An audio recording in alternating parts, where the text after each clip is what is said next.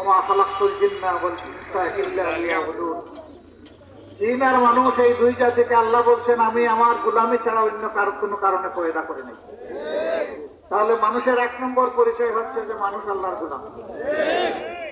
এরপরে আল্লাহ তাআলা মানুষ জাতিকে বিশেষভাবে সম্মানিত করেছেন দুনিয়ার অন্য কোন সৃষ্টিকে যেটা করেন।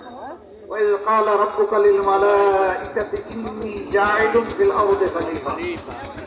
আল্লাহ মানব জাতিকে স্মরণ করে দিয়ে বলেন তোমরা স্মরণ রাখো, তোমরা ভেবে দেখো আমি সমস্ত ফেরেশতাদের সামনে তোমাদের রূহগুলো হাজির করে তাদের সামনে ঘোষণা দিয়েছিলাম যে আমি দুনিয়ায় আমার খলিফা বা আমার রিপ্রেজেন্টেটিভ আমার প্রতিনিধির জাত পয়দা করলাম। আল্লাহু আকবার, আল্লাহু আকবার। আল্লাহর প্রতিনিধি, সাংঘাতিক ব্যাপার। প্রত্যেকটা মানুষ আল্লাহর প্রতিনিধির দায়িত্ব নিয়ে দুনিয়ায় পয়দা হয়েছে। এই প্রতিনিধিরা কিভাবে কি করবে না করবে প্রতি যুগে আল্লাহ তাআলা কিতাবও দিয়েছেন, সাথে আল্লাহ তাআলা নবী রাসূল পয়গম্বর পাঠিয়েছেন। কিতাব আল্লাহর বিধান, নবী রাসূল পয়গম্বর মানবতার উস্তাদ। শেষ উস্তাদ হচ্ছেন মুহাম্মদুর রাসূলুল্লাহ সাল্লাল্লাহু আলাইহি ওয়াসাল্লাম। নিজের পরিচয় দিয়ে তিনি বলছেন বুইস্তু মুআল্লিমা, আমাকে আল্লাহ তাআলা পাঠিয়েছেন তোমাদের জন্য শিক্ষক বানিয়ে। সুবহানাল্লাহ। তিনি মানব জাতির শিক্ষক, গোটা মানব জাতিকে তিনি শিক্ষা দিবেন। কি শিক্ষা? এই দুনিয়ায় মানুষ কিভাবে মানুষের সমাজের শৃঙ্খলা বিধান করবে এবং সমস্ত সৃষ্টির শৃঙ্খলা বিধান করবে। এই জন্য মানুষের দায়িত্ব শুধু মানুষের উপর না, আল্লাহ সমস্ত সৃষ্টির উপর। জঙ্গলের প্রাণীও মানুষের কাছে কিভাবে নিরাপত্তা পাবে তারও বিধান আল্লাহ তাআলা কোরআনে হাকিমে দিয়েছে। একটা সামান্য পিঁপড়া তাকে অন্যায়ভাবে আপনি হত্যা করতে পারবেন না, তারও বিধান আল্লাহর পক্ষ থেকে দেওয়া হয়েছে।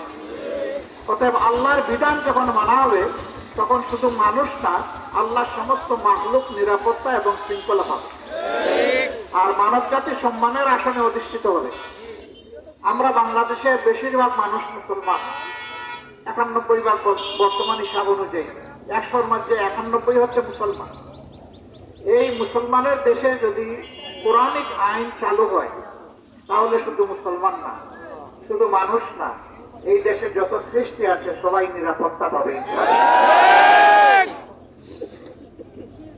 মাবন বের হয়ে আসে যেটা দিয়ে বিদ্যুৎ তৈরি হয় আবার দালানও তৈরি হয়। আল্লাহ তাআলা এইভাবে প্রত্যেকটা জিনিসের মধ্যে প্রাণ রেখে দিয়েছেন, নড়াচড়া করার মতো বস্তু রেখে দিয়েছেন। কিছু প্রাণী আছে যাদেরকে আল্লাহ হাড় দিয়েছেন, মগজ দিয়েছেন, এই দুই অঙ্গ দিয়ে সারা শরীরকে নিয়ন্ত্রণ করেন আল্লাহ তাআলা। আবার কিছু প্রাণ সম্পন্ন আল্লাহর সৃষ্টি আছে যেগুলো আমাদের মতো ওই রকম হাড়ও নাই, ওই রকম রক্ত সঞ্চালন হয় না, ওরকম চোখ দিয়ে দেখে না, হাত বাড়িয়ে ধরে না, পা দিয়ে হাঁটতে পারে না, তারা এক জায়গায় স্থির দাঁড়িয়ে থাকে, যেমন গাছ বৃক্ষ তরুলতা যেগুলো আছে। এই সবগুলোই আল্লাহর সৃষ্টি। আল্লাহ তার সমস্ত সৃষ্টির সৌন্দর্য বিধান করে মানুষের খেদমতের জন্য আল্লাহর পক্ষ থেকে এইগুলো মানব জাতিকে আল্লাহ উপহার দিয়েছে। সুবহানাল্লাহ, সুবহানাল্লাহ, আল্লাহু আকবার। মানব জাতিকে কতটা সম্মানিত করেছেন। কালামে হাকিমে আল্লাহ তাআলা ঘোষণা করেছেন যে দুনিয়ার সমস্ত সৃষ্টি তোমাদের খেদমতের জন্য আমি উপহার দিলাম। আর মানব জাতিকে বলেছে তোমাদেরকে দুটো কাজ করতে হবে।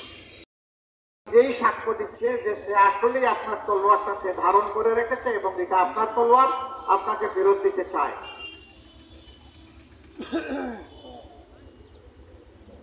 এবার খলিফা জবাব দিচ্ছেন যে লোক